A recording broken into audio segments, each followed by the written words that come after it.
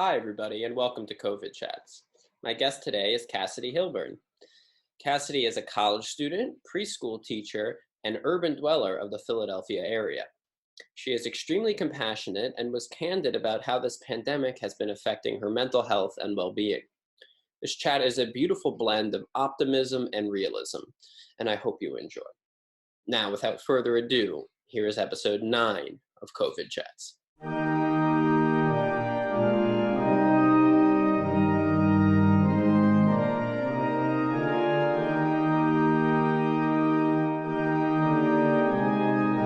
Hello, Cassidy. Great to be with you. COVID Chats, episode 9er.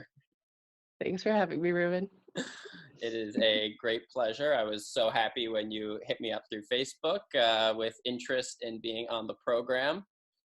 I'm always looking for people, new voices, new perspectives, trying to break out of the circles a little bit. So it's lovely to have you here. Thank you. And I mean, as we discussed sort of privately, I think we're both living, I believe you're alone, I'm living with my mother at the moment, but it's definitely an isolating time. So part of the reason I've enjoyed your show, even sort of without intent to go on it originally, was just because it's a nice way to interact with other people and sort of connect with their experiences in a time when you're all kind of isolated, at least physically. Absolutely. Yeah, no, that's a big thing. A guest of mine, Eitan Sher, brought up, but she was like, the social distancing is very difficult, especially for people our age. So if we can kind of reframe it as physical distancing, but still a certain social closeness through Zoom and talking on the phone and things like that, it kind of makes the isolation a little more manageable.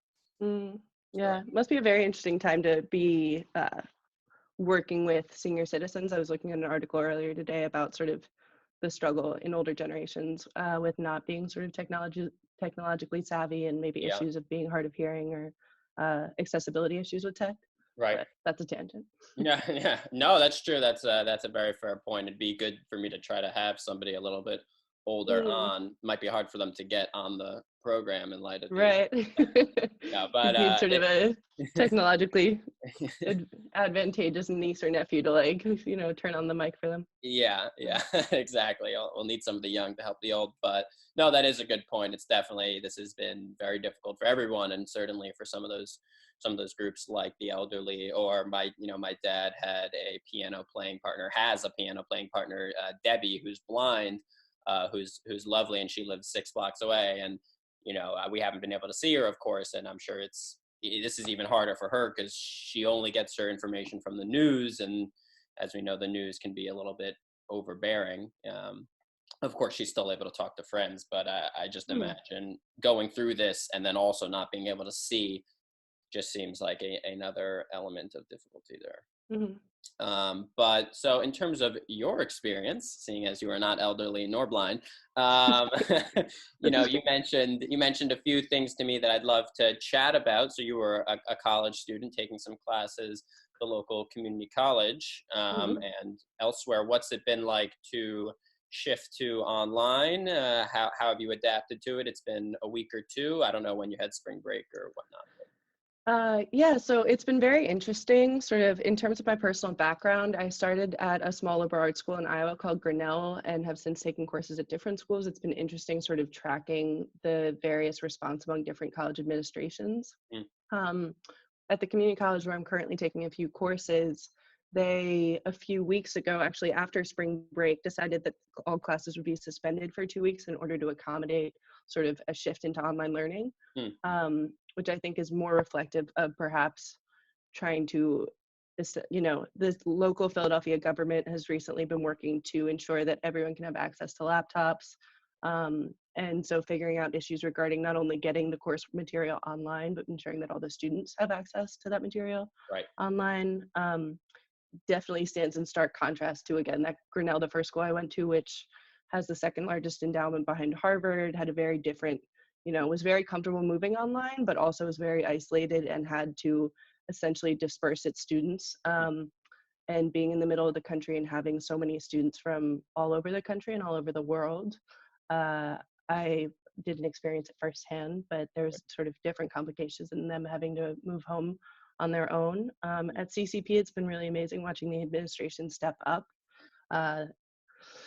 regarding caring for their students, they've started an initiative called CCP Cares, in which they are streamlining sort of access to childcare, access to mental health resources, access to technologies I mentioned, but really making sure that they are offering themselves as a resource to students in all regards, which I think is incredibly important, especially in a really diverse student, sort of diverse the demographics of the student body Right. is really incredible. And to sort of take this question on my own and run with it, Take it. CCP and the way different college administrations and local governments in Philly are stepping up has been really heartwarming, I think, in a time when it's easy to feel very out of control and helpless in the face of this pandemic. Temple University recently sort of has donated a bunch of facilities to be used for potentially as possible pop-up hospitals, essentially, for Right. excess needs, all free of charge, which has been really interesting in contrast to like Joel Friedman, who owns Hanneman's Hospital, which was shut down and was offered to the city at sort of a high cost, not able to be afforded. So it's been really amazing watching the sort of college institutions step up and ensure that they're caring for everyone in the city, Right. and the local government as well. It's sort of in the face of crisis, there is real solidarity, and watching that happen, at least in a small way, in a time when I think if you look at the big picture, and by big picture, I'm talking about the federal government, it's easy to feel very abandoned. Yeah. It's been really heartwarming to be in Philly and see how, the Philly Tenants Union is really stepping up and teaching people how to organize on rent strikes, all these different issues. Right. So yeah, I think as a college student, it's just been amazing feeling that it's not just my GPA the school cares about and my professors care about. It's really my well-being, not only in sort of physical health, but mental health, and how we all proceed. There's a real sense of sort of community, which is how else get through this. That's a beautiful thing. I'm glad the city of brotherly love is coming together. Living up to the name. Living up to the name. That's great. So you mentioned Hanneman's. That's the largest hospital in Philadelphia, or a large? That was a hospital that shut down. It was sort of a very controversial shutdown. I'm not as well versed in it as I arguably should be to speak on it, but there was sort of large talk of it being reopened, which seems more sensical to me, as it is already a hospital structure. It would be more easy to sort of move bodies in there and move medical equipment in there than it would to, they're turning essentially the giant concert hall into, which is amazing, but sort of there's already a structure that could easily accommodate that. Right. And lots of local sort of politicians, most notably Councilwoman Gim, who's a member of the Philly Council at Large, is really involved in pushing for that space to be a part of. And she was really influential in trying not to get it shut down in the first place, but is very influential in trying to make it a space that could, save lives in our community. Yep. Absolutely. But in lieu of that, other places are stepping up, which is awesome to see. Yeah, certainly similar things are going on in New York. I mean, they're turning the Javits Center, one of the largest expo centers, into an immediate emergency hospital with beds, and the National Guard is sending their ship to be docked along the coast. It might already be here. It's hard to know. Yeah. I can't keep track of the boats, but I know. But no, going back to the college student aspect of it, and the sort of the educational aspect, how is that switch to online learning been? And is it? I mean, of course, it's not the same as being in the classroom. So where can we make up for what we're losing there, and where are we gaining for what we didn't have before? I mean, again, I can only speak from my own experience, but also particularly my experience with school is sort of reflective of some personal struggles I've had over the last few years. And being back in school full time, it was so important for me in having that routine. I really enjoyed the professors. I really sort of felt on track in a way that I was excited for completion of my bachelor's. I was excited to sort of engage intellectually and academically with the world. Losing the physical contact of that is really difficult. Material, it's just so difficult to self-motivate. And I think that I'm sure that's not an experience I'm alone in feeling. I'm very grateful in that a lot of they've been given time to try and adapt their course materials. I see distinction in how it's being handled by different professors. Right. There's a lot of professors who, are assistant professors and have, for example, one of my props is a full-time therapy practice. So is very limited, is slightly older, is not comfortable sort of using Canvas, not comfortable using Zoom. Right. I don't know what the rest of that course is going to look like, and it's really disheartening. In contrast, younger professors have really stepped up and sort of moved their entire course online, gone above and beyond. But we're losing consistency, and there's so much stress placed on the students themselves to keep up. Right. Especially if there's professors that aren't using Canvas, you need to be checking different platforms. It's just sort of Right. it's hard, but Yeah. it's possible. And again, they have CCP cares, and the dean of students is sort of making sure that their contact information is readily available in order to make sure that if those situations arise, if there are professors sort of maybe failing to really communicate properly with the class, that the class, the students themselves have some protection and ability to communicate that to the administration. I Mm. mean, it's a real challenge, Yeah. and I'm sure that millions of students around the world are feeling this way, but it is exciting to sort of, I don't know, you have to keep looking on the bright side. I Basically, it agree. Yeah. sucks, but yeah. And it, as I sort of mentioned, this semester has been emotionally for me a turning point with my relationship with school. But feeling that so many people are going through this experience together, so many people are losing their ability to walk on a stage at a college graduation or a high school graduation, and realizing I'm not alone in this moment sort of is also motivating me to keep going. I'm not sort of losing the hope I had in my academia, even though this shift has been difficult. Yeah. Um, yeah. Well, I'm glad you're staying strong. I know it is. It's harder now than ever, certainly. But yeah, I think, right, that unifying aspect, the fact that all students are kind of going through it and they're all dealing with the same amount of uncertainty because there isn't a uniform response by professors or by, universities and colleges. It's kind of everyone was dealing with it as it was coming in. And Mm-hmm. yeah, that's definitely been sort of I think, sort of true across all of these institutions. This was something I even talked about on the first episode. On the government level as well, there hasn't been. We've just seen different responses from everybody, and it makes it so hard to know when to worry, when not to worry, how to adapt, when to adapt. It calls Mm, into question all of these things that we thought were so solid. Hmm. yeah. But yeah, I mean, I'm glad that you But were still able to learn, and you're still, yeah, most of me your too. professors. Well, then again, our classes don't start till tomorrow, so check back in with me Oh, in a few okay, yeah. days. God knows. Well, we'll see. But Yeah, feeling optimistic now. And yeah, yeah, solidarity is how we survive. It's definitely.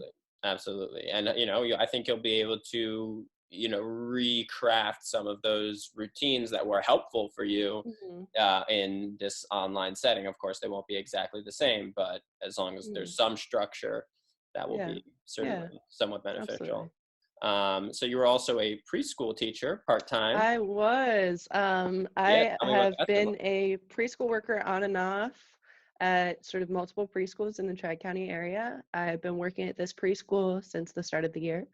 Um, I'm actually an assistant preschool teacher. I shouldn't hype Oh, myself too much, whoa, but I love my work, and I think sort of kids are full of life and full of joy. So, definitely worth the cost of changing a few diapers, and you definitely miss the joy of toddlers when sort of you get so bogged down by the stress of something, again, this overwhelming. right. Um, it's been really difficult dealing with applying for unemployment and different things because I had been part-time. I was 4 days a week, and I was sort of talking to my boss about changing my schedule. My hours had been greatly in flux, Mm, and I hadn't taken steps to protect myself as a worker that, I thought I had time to do. For example, I didn't have a contract in writing, um, which is really sort of hurting me financially and hurting my ability to continue and apply for things. mm, But it is definitely an interesting place to be in. I mean, I'm recording a video after this to send my students, just sing some of our circle time songs. Actually inspired by a mutual friend of ours, Mary Danella Mercanti, who did something similar at the preschool where she works. But it's a very interesting time. I mean, I don't have direct contact with the parents, and in a way, selfishly, I would love to, Yeah. just because they were such a part of my routine as well, you know, as the opener. So I would sort of have conversations with all of them as they came into school. Mm. Again, a part of my routine I've lost. And I think the human aspect is something that you can't get anywhere else. You know, you can get the sort of exercise, you can get different things, or at least semblances of other parts of your routine. Instead of going to a coffee shop, you can go on a walk on that part of the day. But you don't have, at the end of the day, you don't have the human contact you did, the Yeah. conversations you used to, which is definitely what I miss most. Yeah. I think even when I felt overwhelmed, having to work in such a physically demanding and sort of mentally demanding job, you know, making sure kids aren't choking takes precedent over your emotions, and it Right. totally gets you out of your head. Right. And I think getting out of my head right now is something I crave more than ever. But yeah, I'm thinking of a lot of people in this country who's, you know, I've now been out of work for the better part of 3 weeks because the school shut down in response to this crisis. And I mean, I feel there's a lot of people who are having the same experience in Philadelphia and around the world.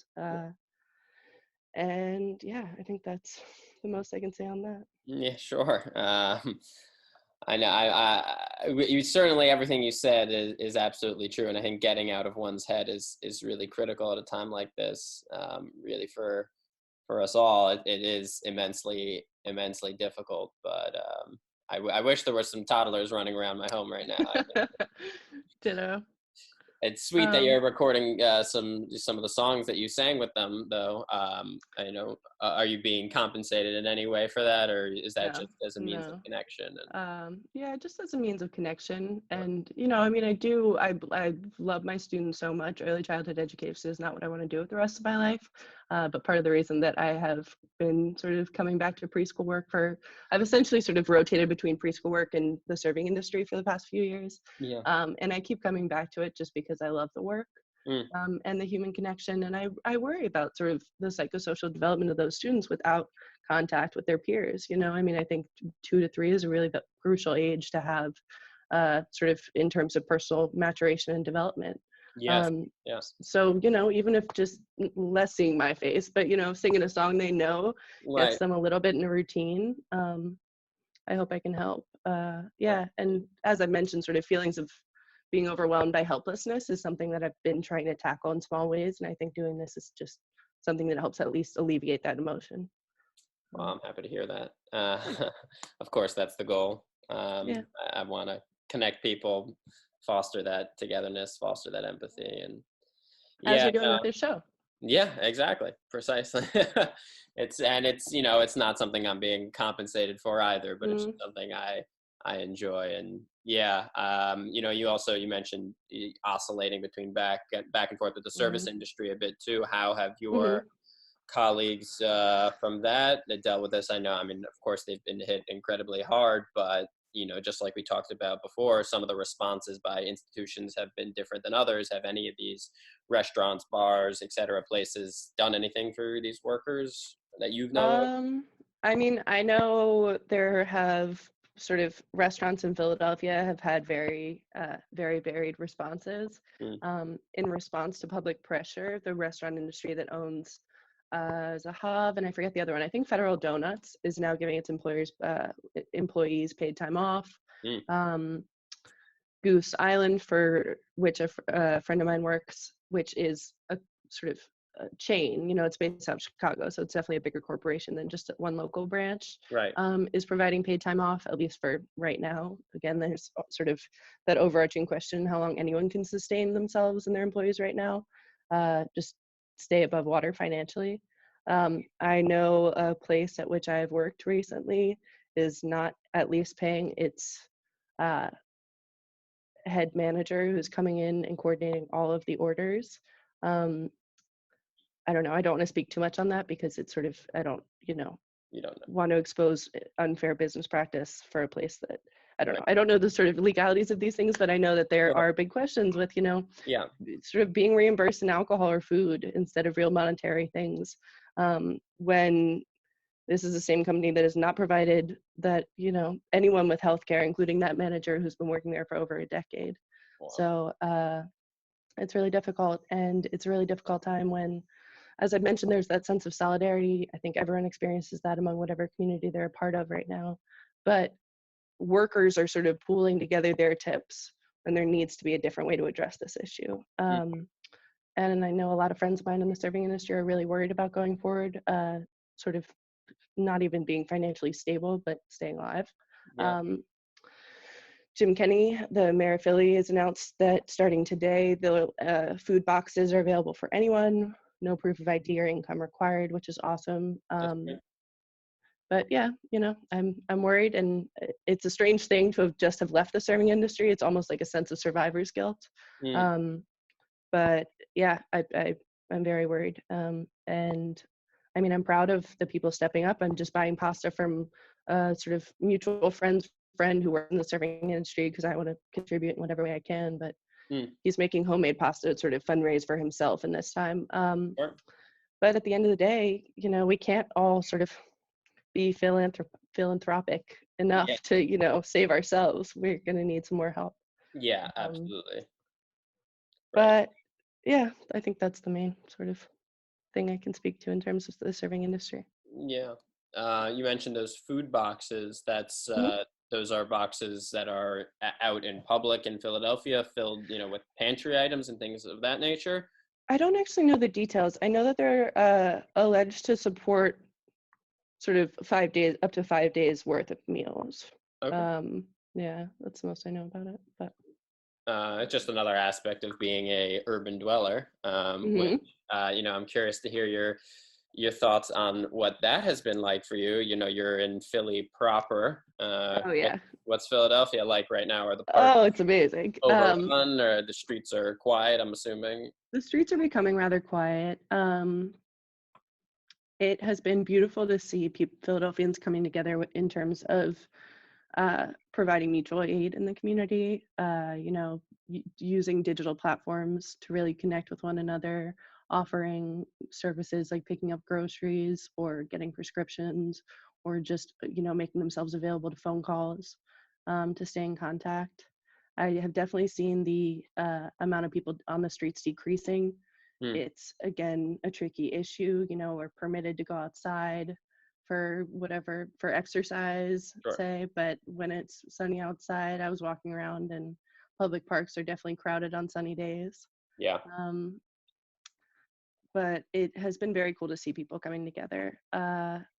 I know the local government is stepping up in Philly too, which has been really cool. The city hall hosted like a town hall on Zoom Hmm. recently where over like 400 Philadelphians all tuned in, and there were 10 council members speaking. That's great. Um, After workers sort of spoke about their own experiences. Hmm. So it's definitely a time when everyone is scrambling to understand what's happening and trying to process it, that it's being processed together as sort of one being. The city is doing one movie a week. So everyone sort of is encouraged to watch the same movie and then talk about it together. There's sort of all these things That's being cute. done to, raise morale, which I think is important. But Yeah. at the end of the day, it's estimated the brunt of this will hit us in 2 weeks. And at the end of the day, the most vulnerable people in this city are still going to be the most at risk,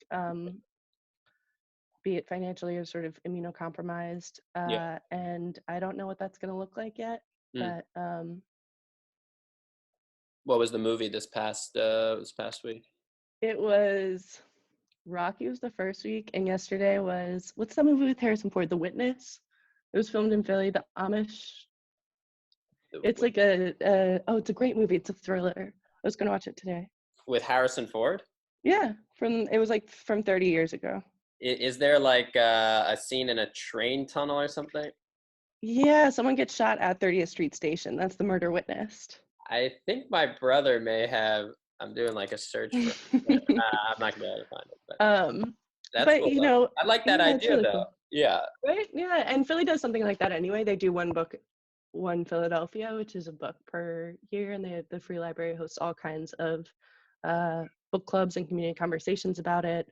But they're sort of extending that. But at the end of the day, I'm very fortunate to be able to move in with my mother and have her support me during this time. Yeah, totally. And there are still essential workers who are probably not able to take the time to watch movies. And Of course. most of the people who were speaking at town halls were people who, haven't had a day off work in better parts of a decade or multiple, and are the primary care provider for, maybe someone in their family, a loved one. And I think those are the people that need to be sort of the focus of any effort to keep us safe. It can't Yeah, just be right. the healthy and wealthy. But, Yeah, and the students who now are, home with their parents, like, yeah. woe is me. I mean, yeah, it's hard because there's always somebody who's more worse off, that we want Hmm. to be caring for and thinking about. But yeah, we also have to take care of ourselves too, certainly. Yeah. You Yeah, know, absolutely. mental health, Um, physical health, and feeling I can so rough. imagine a lot of people. I mean, I'm lucky. I'm lucky to have some. Sorry, can you hear me? Yeah, yeah, Okay. loud and clear. I'm lucky to have a good relationship with my mother, but I've, also heard about sort of domestic violence centers in Philly getting ready for, Mhm. surge as people Yeah, are cooped up at home, that's true. potentially with their abusers. And so I think it's an interesting thing, sort of balancing, which is true at any point, not even during a pandemic, balancing your own privilege and what you're grateful for with what you're struggling with. Yeah, And it's a time when everyone's allowed to struggle and it's really difficult for everyone, and that's valid. Um, but I just think sort of in this fight, in looking at what Philadelphia is doing to accommodate people, we also need to be looking at sort of how we make sure everyone has health care, how we make sure everyone has access to a ventilator. yeah, Um, I mean, it's a really scary picture being painted. And I think being so close to New York, there's sort of a sense of like you're watching a tsunami sort of build up near you. yeah. But I'm sure everyone in the country feels that way to some extent. To some extent, I think, yeah, you're right. I mean, it's kind of been a rising tide. We're all just Mhm. waiting for the quote unquote apex so that we can at Right. least feel like, okay, it's just downhill from here. But, Right. I but mean, even in terms of us being one of the later countries hit by this, yeah, watching it surge into Italy, it was sort of that same moment, the calm before totally, the storm. totally. Right. And that was almost like the calm before the calm, because Hmm. even though we were concerned for, our fellow Italians, and I don't know what Italian heritage you have, but Are you Italian? yeah, I'm not Italian, no, I'm but not Italian. yeah, just in terms of, I mean, if you were an You have Italian thick American, hair, and you kind of look like Danny Zuko with the way your hair is falling today, so I could see it. But um, I yeah, love a lot of Italians. I have minimal Italian blood. I might be like part Sicilian, but right. Oh well, who there you go. knows? I mean, I like pizza too, but no, I was just like, if you were an Italian American, you started thinking about this earlier on because of the timeline of when it hit Italy. But this is something I raised in a conversation with a friend of mine. It's just like, as Americans, we typically, yes, we think about things that are going on in other places in the world, but it seems like unless it's really affecting us directly, it doesn't really enter our purview. So that sort of rising tide feeling, it feels like it's Yeah, been rising for a very long yeah. time.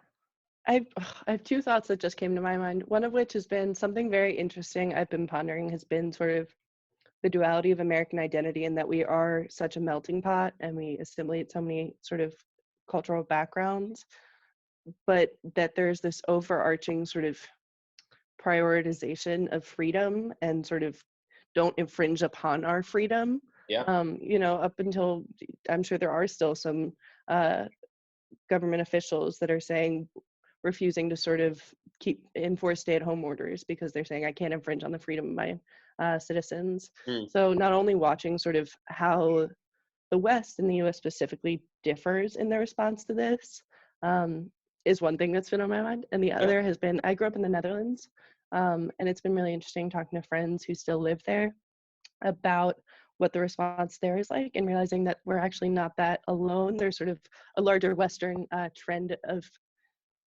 believing it won't affect you, Mm. um, which has been really interesting to hear play out. I guess I kind of romanticized everywhere else and thought that the US response was just quite poor. And I think that it Right. is in regards to some, PP and certain things. Mm. But at the end of the day, that mentality is definitely true, at least from what some friends have indicated in the Netherlands as well. Yeah. She mentioned she had some surplus masks from a family member, but whenever she wore them, people would either sort of, look horrified and take steps back. And she kind of joked it was the only time that they actually were that 6 feet, a 6 meter and a feet. half Yeah. away, or they would almost walk closer to prove that they weren't afraid. You know, there's a weird sort of very weird psyche around this virus. Yeah, yeah, it's definitely it's so hit or miss with certain people. Like they see you wearing the mask and they get freaked out, even though if you're wearing the mask and you were sick, you would have a less likelihood of passing it to them. And then you also could You're just be wearing welcome. the mask, right? Exactly. And you could also just be wearing the mask so you don't get sick. And it's like, Yeah. you being, the proper distance away from me should always be the case, but you don't need to go now an extra 6 feet. Like that's not going to change anything. And that question of freedom, why are people to sort of free to protect themselves in any way you want, but you want everyone to sort of not react in, right. overreact to this crisis. And right. Yeah. so It's the balance of the self and the community at certainly a strange time. So speaking about masks, actually, what's the mask situation been like in Philadelphia? Have you seen it on the street? Are there same sort of shortages that we've seen all over the country? Oh, masks. I thought you were asking me about masks. And I was like, I'm not religious. Oh, no mask. No mask. It is Sunday, but no mask. No mask. I I have seen some, is the short of it. And actually, I was talking to someone, a Taiwanese woman who owns a souvenir shop near a previous employer of mine, a previous job of mine. And I was just chatting with her. This is about a week or so ago. And she actually gave me one. She was like, we had a friendly conversation, and she was like, please take this. Oh, nice. Talking about her experience. It was very interesting. She was saying sort of extended family members of her in Taiwan are making masks, producing masks that they're being sent to the States. But contrasting the culture there, saying that, you wouldn't take more than one to ensure that the rest of the community had access to masks, and sort of talking about the fact that she was worried about her job going out of business because she didn't think people would be charitable or giving. They would all be focused about sort of conserving their money and savings during this time. But anyway, back to masks. I would say maybe 1/3 of Philadelphians seem to be wearing them when I go out. I don't see yet a very clear age divide, which again might be reflective of sort of lack of access to them. Frankly, I've heard they're pretty out of stock everywhere. But they are. Yeah, that's at least from what I've witnessed, and I'm only in my pocket of the city, so I'm not sure what it looks like elsewhere. Sure. Yeah. What exact segment of Philadelphia are you in? I'm sort of between Fairmount and Brewery Town. I'm by the Art Museum. I will look it up right now. Take my word for it. Yeah. How close to the Liberty Bell? Not that close. I used to be much closer. Like an hour walking. It's a nice walk. I did it last week. So the Taiwanese woman's store is around the corner from the Liberty Bell. Oh, okay. So you're near I'm looking at the map now. You're near the park, Fairmont Park. Yeah, exactly. That Fairmont to say. That fair park. Okay. Well, closing thoughts. Anything else about your experience here? Looking in this conversation or in life? Well, I hope the experience 2 out of 10 has been positive.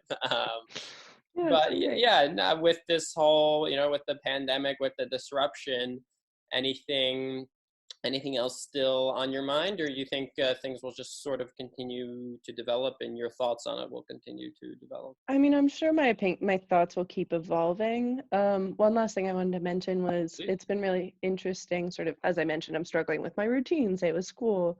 At the same time, there is free time now. I can engage with sort of practicing piano or creative writing or pursuits that I otherwise may not have time.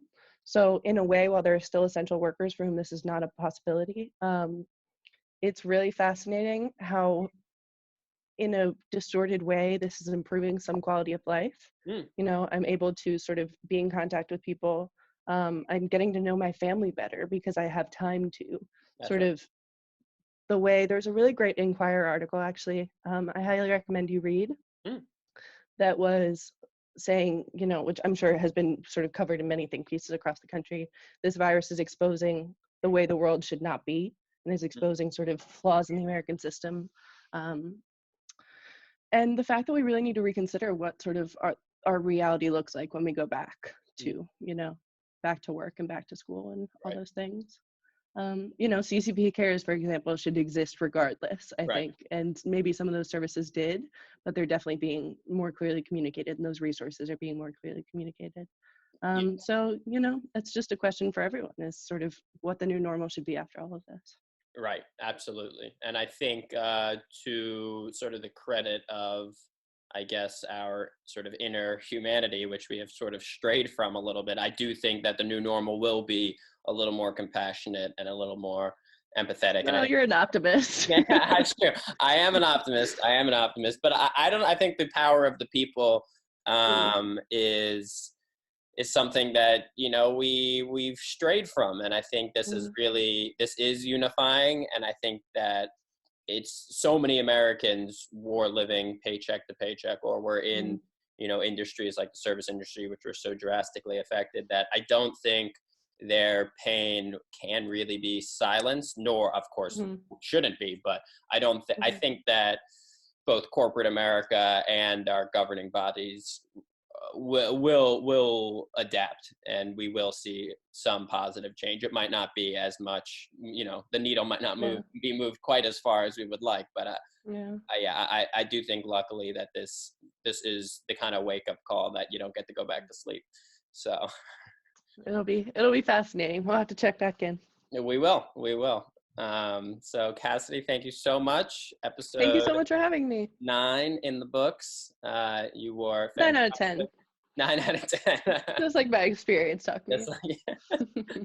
best of luck with everything. Thank you And very yeah, much. let's totally keep in touch. Awesome. Thanks so much for having me.